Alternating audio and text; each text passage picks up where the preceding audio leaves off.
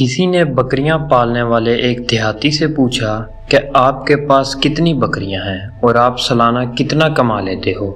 بکری والے نے کہا، میرے پاس اچھی نسل کی 12 بکریاں ہیں جو مجھے سالانہ تقریباً 6 لاکھ روپے دیتی ہیں، جو ماہانہ 50,000 روپے بنتا ہے۔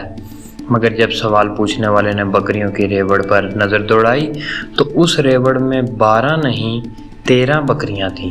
جب اس نے بکریاں پالنے والے سے اس 13ویں بکری کے بارے میں پوچھا تو اس بکری والی کا جو جواب تھا وہ کمال کا تھا، اور اس کا وہی ایک جملہ دراصل اس بکری والے کے کامیاب ہونے کا بہت بڑا راز تھا۔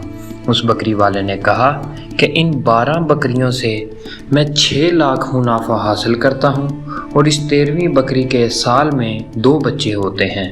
اس 13ویں بکری کے ایک بچے کی میں قربانی دے دیتا ہوں، اور اس بکری کا دوسرا بچہ میں کسی مستحق غریب کو دے دیتا ہوں۔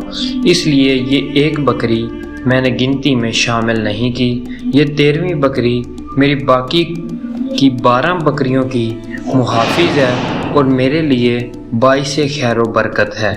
یقین کریں یہ کوئی معمولی بات نہیں ہے۔ دنیا کے بڑے بڑے فلاسفروں کے فلسفے ایک طرف اور اس بکریاں پالنے والے نوجوان کا یہ جملہ ایک طرف، یہ بات ایک ان پڑھ سادہ لو بکری والے گلا بان نے کامیابی کا وہ فلسفہ سمجھا دیا جو کامرس کی موٹی موٹی کتابیں بھی کسی کو نہ سمجھا سکیں۔